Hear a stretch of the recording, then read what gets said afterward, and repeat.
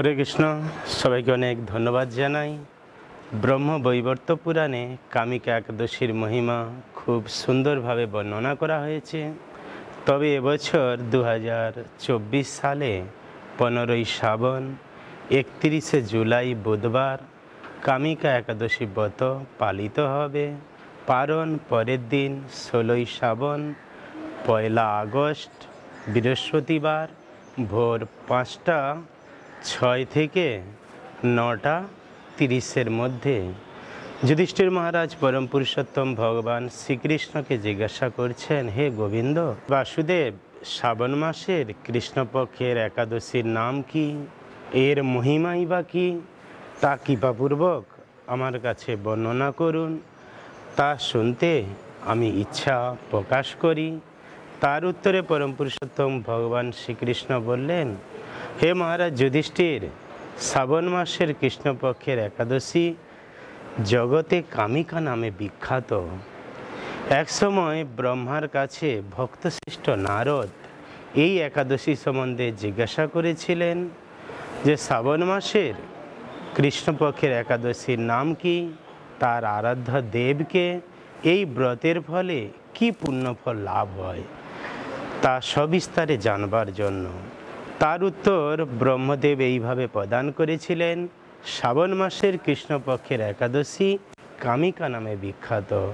এই একাদশীর মাহাত্ম্য শ্রবণের ফলে বাজপেয় যজ্ঞের ফল লাভ হয়। গঙ্গা, গোদাবরী, কাশী, পুষ্কর ইত্যাদি তীর্থ দর্শনে যে ফল লাভ হয়, কেউ যদি এই কামিকা একাদশী ব্রত পালন করে আর পরম পুরুষোত্তম ভগবানের অর্চন করেন, সেই একাদশীর ফল সে গৃহে বসে অনায়াসে লাভ করবে। অরণ্যযুক্ত পৃথিবী দানের মাধ্যমে যে ফল লাভ হয়, দুগ্ধবতী গাভী দানের ফলে যে লাভ হয়, এই কামিকা একাদশী ব্রত পালনের ফলে সেই পুণ্য ফল অনায়াসে লাভ করা যায়। যারা পাপ পুণ্য সাগরে নিমগ্ন থাকে, তাদের উদ্ধারের জন্য এই কামিকা একাদশী ব্রত যথেষ্ট।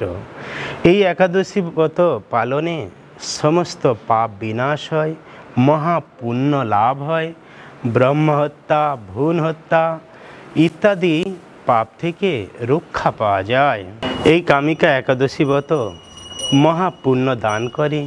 যে ব্যক্তি শ্রদ্ধা সহকারে পাঠ করেন এবং শ্রবণ করেন, তিনি অনায়াসে সর্বপাপ থেকে মুক্ত হবেন এবং বিষ্ণুলোকে গমন করবেন। শ্রীহরি স্বয়ং এই মাহাত্ম্য কীর্তন করেছেন। এই ব্রত পালনকারী কখনো নিম্নজনী প্রাপ্ত হন না, দুঃখ দুর্দশাগ্রস্ত জীবন প্রাপ্ত হন না। যারা রাত্রি জাগরণ করে এই কামিকা একাদশী ব্রত পালন করেন, তারা দুঃখ দুর্দশাপূর্ণ জীবন কখনোই প্রাপ্ত হন না। যে ব্যক্তি এই কামিকা একাদশীর দিন ভগবানের সামনে শ্রী গোবিন্দকে প্রদীপ দান করবেন, তার হিসাব চিত্রগুপ্তও করতে পারে না। তার এত পুণ্য লাভ হয় যা চিত্রগুপ্ত হিসাব করতে পারে না। তারপর ব্রহ্মদেব তুলসী দিয়ে ভগবানের সেবার মহিমা বর্ণনা করেন। তুলসী পাতা দিয়ে যিনি ভগবানের পূজা করেন, তিনি পদ্ম পাতার মতো নির্লিপ্ত থাকেন। তুলসী পাতা দিয়ে ভগবানের সেবার মাধ্যমে ভগবান এত প্রসন্ন হন, মণি মুক্তাদি মূল্যবান রত্নের মাধ্যমেও তিনি তেমন প্রীত হন না। যিনি কেশবকে তুলসী পাতা দিয়ে পূজা করেন, তার জন্মার্জিত সমস্ত পাপ অনায়াসে ক্ষয়প্রাপ্ত হয়।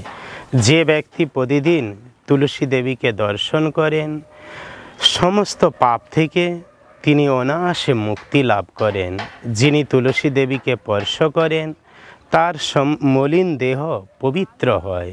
যিনি তুলসী দেবীকে প্রণাম করেন, তিনি সমস্ত রোগ থেকে মুক্ত হন। তাকে যিনি জল সিঞ্চন করেন, তাকে আর যমলোকে যেতে হয় না। শ্রীহরি চরণে নিবেদন করার ফলে তুলসী মঞ্জরি এবং তুলসী পাতা, তার মাধ্যমে ভগবত ভক্তি লাভ হয়।